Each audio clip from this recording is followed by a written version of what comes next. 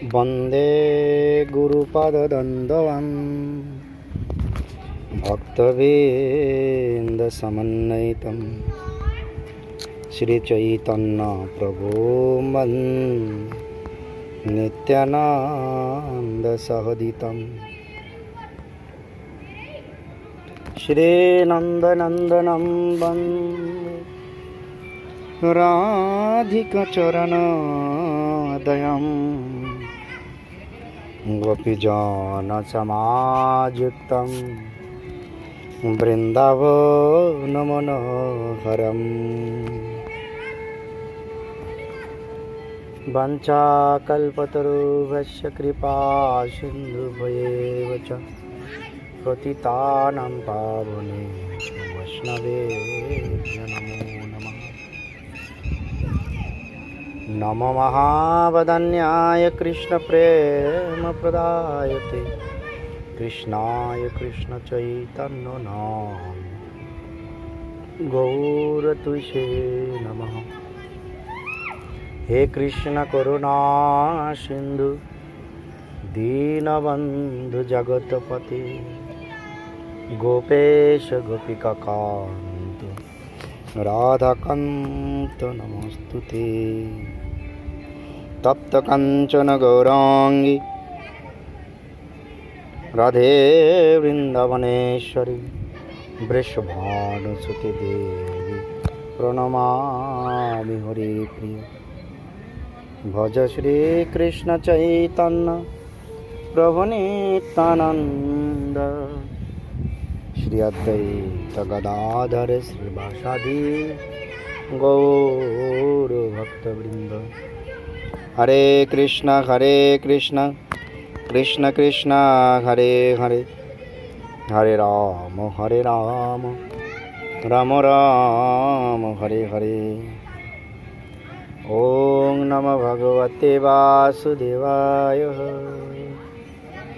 जय श्री श्री गुरु गौरांग जयतः। श्रीमद्भागवत महापुराणम्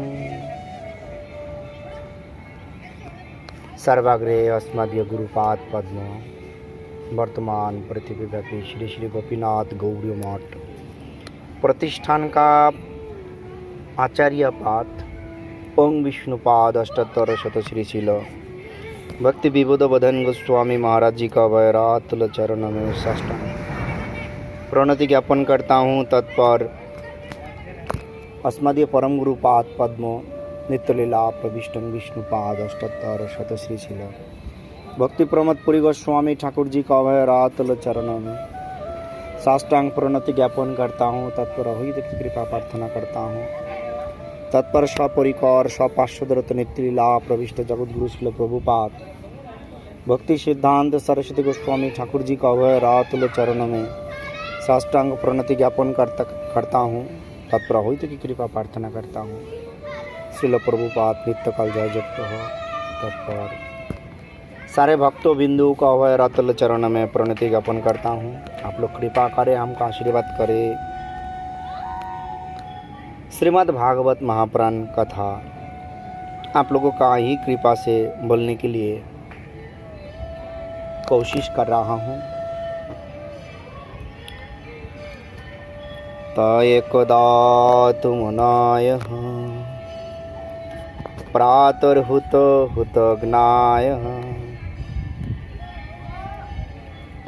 ताज्ञाय सत्कृतं सुतमासीनं पाप्रासुरेदमादरत्। एक दिन प्रातःकाल में शौनक आदि ऋषिगण यानी शौनक मुनि का साथ और भी बहुत सारे ऋषिगण हैं। तो ये सारे ऋषिगण सुबह ही प्रातःकाल में ही अपना जो नैमित्तिक कार्य है, दैनंदिन कार्य है, घृता आहूतो यानी हवन करना, तो हवन करने का बाद आसन में उपविष्ट श्री व्यास शिष्य कृष्ण द्वैपायन वेदव्यास जी का जो शिष्य महाभागवत सूत गोस्वामी का आदर करते हुए पूछने लगे। क्या पूछने लगे इसका बारे में हम लोग थोड़ा सा बाद में बातचीत कर सकता हूँ, लेकिन इससे पहला हम लोगों का जानकारी चाहिए। शौनकादि ऋषि हैं, मुनि हैं, उन लोग सूत गोस्वामी का पास उग्र श्रोवा सूत गोस्वामी, जिन्होंने रोमहर्षि सूत गोस्वामी का पुत्र थे, उनका पास पूछने लगे। देखिए, यही संसार का नियम, जो कोई अच्छा कार्य करे व किसी का जानकारी चाहिए, कोई शुद्ध भक्त, यहाँ पे सूत गोस्वामी का बारे में वर्णन आया है अनघा, यानी सूत गोस्वामी का बीच में कोई पाप नहीं है। सूत गोस्वामी सदा पवित्र है।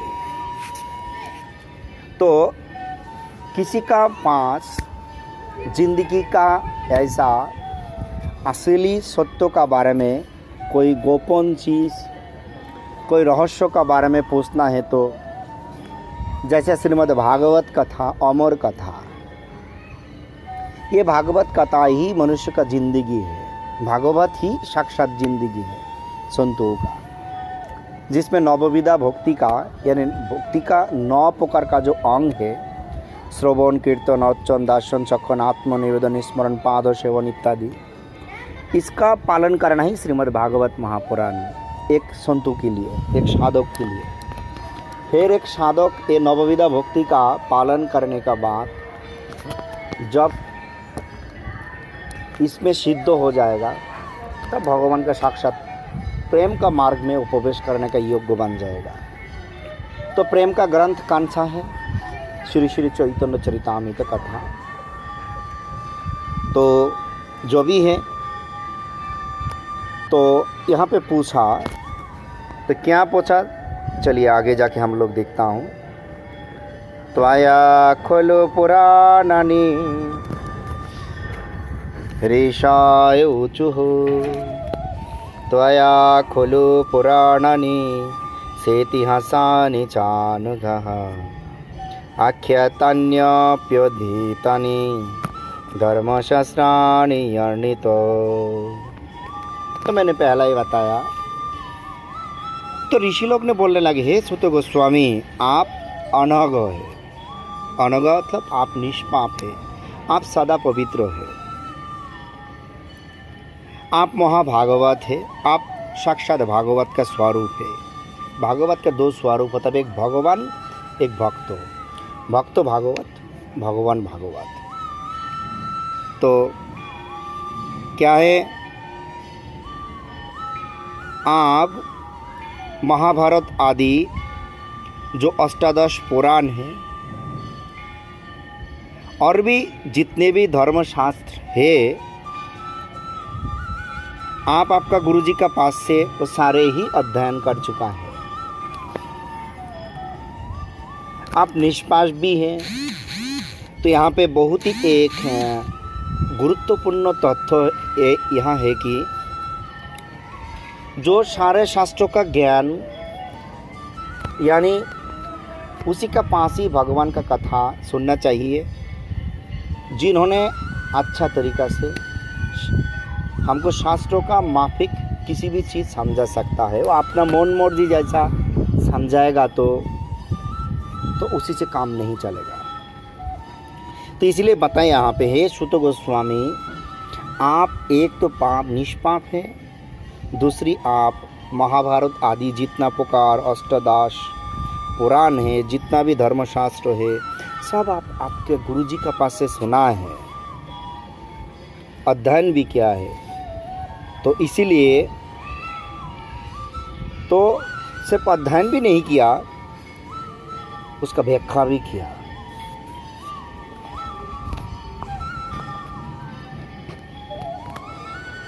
तो देखिए, आपका गुरुजी आपका पास सारे शास्त्रों का अध्ययन कराया, सुनाया, फिर व्याख्या भी सुनाया। तो इसीलिए क्या करना है,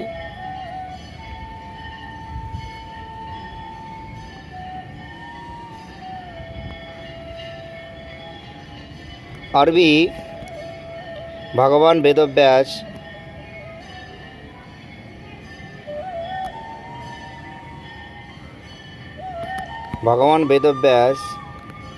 जो कुछ भी भगवान वेदव्यास जी का पता है, क्योंकि वेदव्यास जी नित्य ही है, अपर सगुण गुणातीत धाम में अवस्थित ब्रह्म का जो स्वरूप है, और जितना भी मुनि है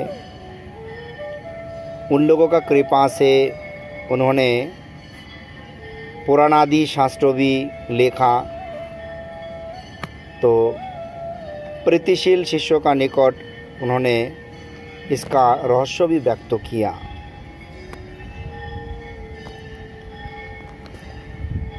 परापर सगुण निर्गुण ब्रह्म, पर शब्दे परमार्थ तत्व, आ बर शब्दे प्रकृत परमार्थ परम तत्व। तो अतीत अनागत परब्रह्म और अप्रब्रह्म ज्ञान संपूर्ण परा बरवीत।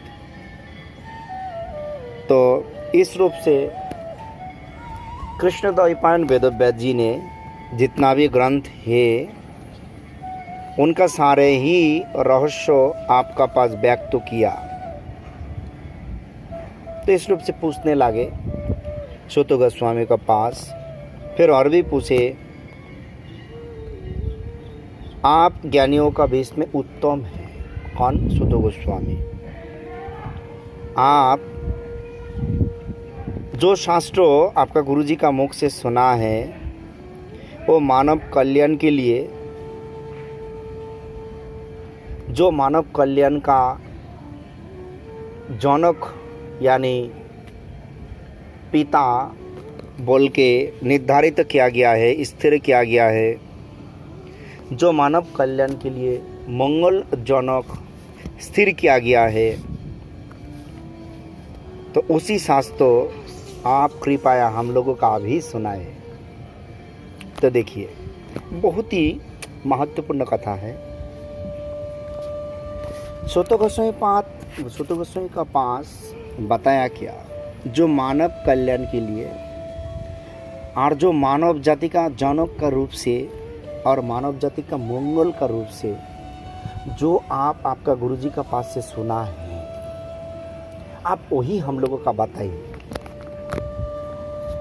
एक संतों का पूछना एक दूसरी संतों का पास कैसा तरीका होता है, लेकिन एक बात विचार करने से पता चलता है, कोई भी संतु हम लोगों का पास हम लोगों के घर आए तो, और एक श्लोक में पहला ही इसका रेफरेंस देना चाहता हूँ। संतु कभी भी अपना कार्यों के लिए किसी का घर नहीं जाता है। तो भगवान का जो अमृतमय प्रेम है, अमृतमय संपद है, जो हमारा जिंदगी के लिए कल्याणकर है, जो हमारा एकमात्र मंगलजनक, जो कल्याण का जनक हिसाब से स्थिर हुआ है, उसी ज्ञानी हम लोगों का पास देने के लिए आता है। तो इसीलिए उसी संतों का हम लोग समझ नहीं पाता हूँ। हम लोग पूछ लेता हूँ, महाराज जी, प्रभु जी, आप हमको कृपा करें, मेरा बेटी का कोई अच्छा जगह शादी हो जाए, हमारा कोई बेटा के लिए कोई अच्छा बेटी मिल जाए, लड़की मिल जाए शादी के लिए, हमारा बेटा कोई अच्छा नौकरी मिल जाए। इस रूप से हम लोग अपने आप का बुद्धि का प्रयोग करते हुए निर्णय कर लेता हूँ हमारा कल्याण किस चीज़ों में है। लेकिन ऋषियों ने ऐसा कार्य नहीं किया। भागवत कथा सुनने के बाद हम लोगों का यही निर्णय करना है, क्या किसी भी संतों का पास, गुरु वर्गों का पास, गुरु जी का पास पूछना है तो पूछिए क्या करने से हमको कल्याण होगा। देखिए, जो मानव जाति के लिए कल्याणकर है, जो मानव जाति का कल्याण का जनक है, स्थिर किया गया है जिसका, उसी ही हम लोगों का बताइए। लेकिन वो कार्य क्या है, ऐसा निर्दिष्ट करते हुए संतों का पास नहीं बोला सनकादि ऋषिगण ने। बहुत ही अच्छा तरीका का एक परिप्रश्न है।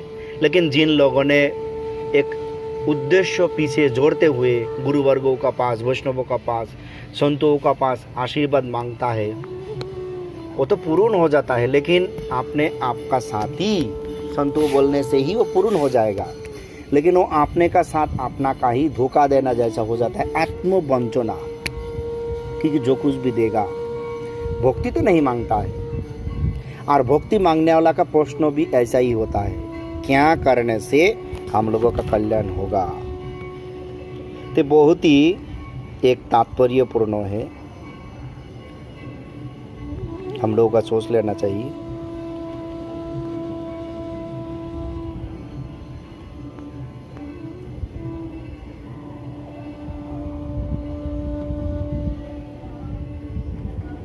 परायणाल पायेषु सभ्यो कलावस्मिन् युगे जनाः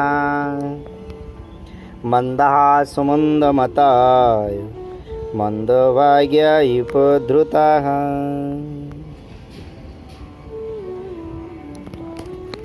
फिर भी बताया,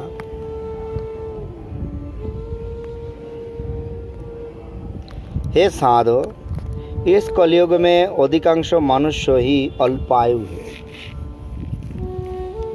फिर भी पूछने लगे, कलयुग का उम्र कितना है? हम लोगों का पता है 100 साल है। लेकिन विचार कीजिए, 100 सालों का बीच में हम लोग 50 साल तो सोते ही पार कर देता हूँ। कितना बचा हुआ है? 50 साल है। उसमें बचपनी है, बाल्यकाल है, यौवन काल है, यौवन काल है। फिर शादी करने का बाद मस्ती का टाइम निकाल देता हूँ।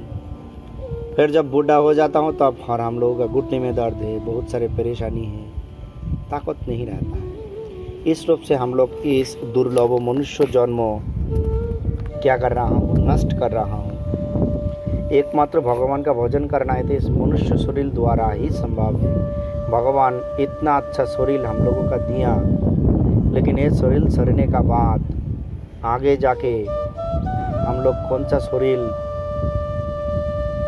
पाऊंगा, अर्थात कौन सा शरीर भगवान का कर्म फल से हम लोगों को मिलेगा वो भी पता नहीं। तो इसीलिए बोल रहा है, इस कलयुग में हम लोगों का आयु बहुत ही कम है, लेकिन हम लोग इस अल्प आयु में कभी भी परमार्थों का चेष्टा नहीं करता हूँ, अलस बैठा रहता हूँ। फिर भी हमारा बुद्धि भी बहुत कम है। आपने आपका दिमाग लगाते हुए कभी भी शास्त्रों का गूढ़ अर्थ निर्णय नहीं कर सकता हूँ। अगर हरि गुरु वैष्णव का कृपा मिल जाए तो शास्त्र में ऐसा ही महाजन वर्गों ने बताया, माया रे कोरिया जाय सारानो ना जाय, साधु गुरु कृपा बिना नहीं कोई उपाय। तो इस श्लोक का मतलब है, माया है, इस मायिक बंधन, इस जागतिक विषय वासना लालसाल से हम लोग अपने आप कभी भी छुटकारा नहीं मिल सकता है। मिलेगा एकमात्र साधु गुरु वैष्णव का कृपा मिले तो तब हम लोग का भगवान का कृपा मिल सकता है। तो एक तो हमारा आयु कम है, दूसरी तो भगवान का भजन नहीं करता हूँ, तीसरी तो हमारा बुद्धि कम है, चौथा हम लोग अलस हूँ। फिर भी इस कलयुग में माया का प्रकोप से बहुत सारे बाधा है। पथोपाती व्यति कर रही, प्रकाम कामादि प्रकाम, लाभ लाभ पूजा प्रतिष्ठा, काम क्रोध लोभ मोह मद मत्सर्य, बहुत सारे बाधा है। विद्या विघ्न व्याकुल, तो क्या करे, साधु संग भी नहीं करता हूँ। फिर भी आवार बहुत सारे शारीरिक यानी शरीर का बीमारी है, मन का बीमारी है, दूसरी कोई जीव आके हम लोग का तकलीफ देता है, प्रकृति से हम लोग का अंधेरा, ज़्यादा गर्मी है, ज़्यादा ठंडी है, तो बहुत सारे प्रॉब्लम हम लोगों का सामने है। एक बार सोच के देखना, मैं फिर भी बोल रहा हूँ एक ही बात, हम लोगों का आयु बहुत ही कम है, लेकिन हम लोग भगवान का भजन नहीं करता हूँ, हम लोग अलस हूँ, हम लोग का बुद्धि भी बहुत कम है, फिर भी बहुत सारे बाधा हैं, साधु संग नहीं करता हूँ, और बहुत सारे बीमारी, रोग व्याधि, त्रिता यंत्रणा भरा हुआ है। तो इस समस्या से हम लोगों का क्या ऐसा मुक्ति मिले,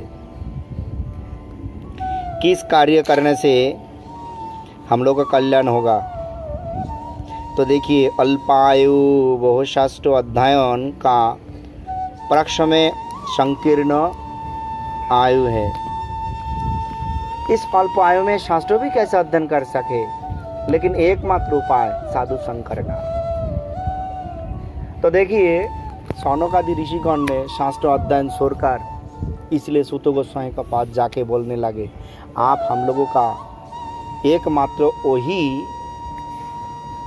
ज्ञान दान कीजिए जो ज्ञान मानव के लिए कल्याणकारी है, जो ज्ञान मानव के लिए मंगलजनक है, जो ज्ञान मानव का कल्याण का जनक बोलकर स्थिर किया गया है। दूसरी कुछ भी नहीं पूछा। ऐसे जगत का जितना भी नैमित्तिक है, जितना भी ज्ञान है जागतिक, वो नहीं मांगा क्या है, जो हम लोगों का कल्याण कर है। और कल्याण करने वाला कौन है? ब्रजेंद्र नंदन कृष्ण कन्हैया लाल की जय। कल्याण करने वाला तो भगवान कृष्ण ही है। तो एकमात्र उनका पाद पद में आश्रय लेना ही समस्त जातियों के लिए कल्याण का विधान हो सकता है। फिर भी आगे जाके बहुत ही अच्छा तरीका से वर्णन किया। भूरि भूरि कर्माणि श्रोतव्यानि विभागशः अतः साधत्रयात् सरं समुद्रेत्य मनीषया। इस जगत में बहुविध अनुष्ठान हो रहा है।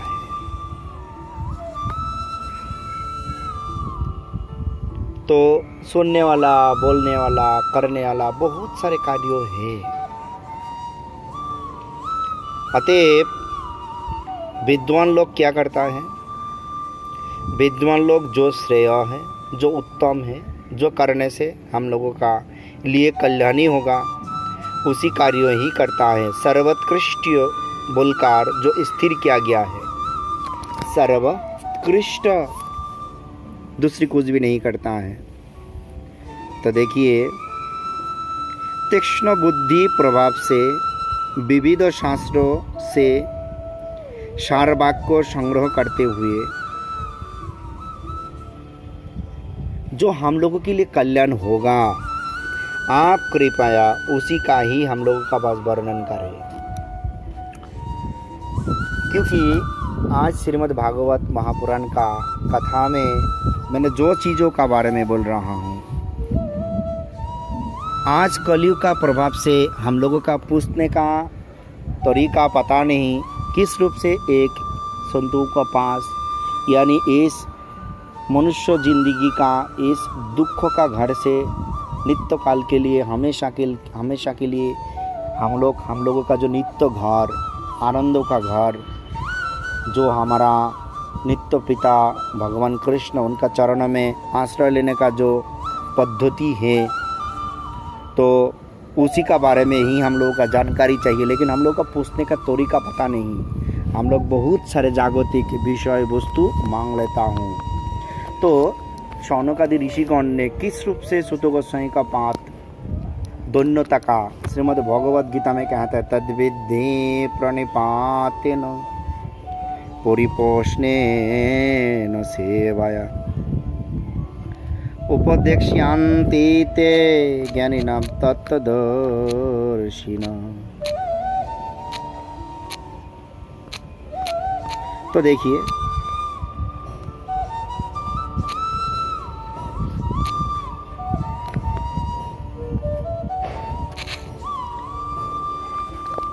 उपदेक्ष्यन्ति ते ज्ञानिनः तत्त्वदर्शिनः।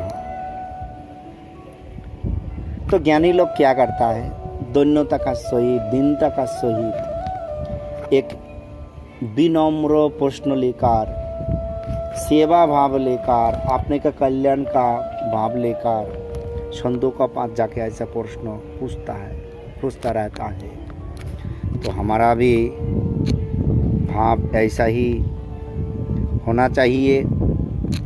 तो इस रूप से हम लोग भी अगर संतों का आश्रय में जाके हम लोगों का नित्य कल्याण के लिए कुछ पूछना चाहे तो हम लोगों का भी कल्याण हो जाएगा। तो फिर भी पूछने लगे, हे सुत गोस्वामी, आपका मंगल जय हो। जो प्रयोजन है, प्रयोजन तत्व क्या है? शुद्ध स्वत्व, वैष्णव गणों का पालक भगवान कृष्ण वसुदेव भार्या देवकी का गर्भ में आविर्भाव हुआ। तो आपका उस विषय में पता है। सारे संतों का जो प्रयोजन कौन है, सारे संतों का जो पालन करने वाला कौन है? ब्रजेंद्र नंदन कृष्ण है। उसका आविर्भाव जो वसुदेव भार्या देवकी के घर में हुआ, इस विषय में सुत गोस्वामी का पता है। तो क्या है, आप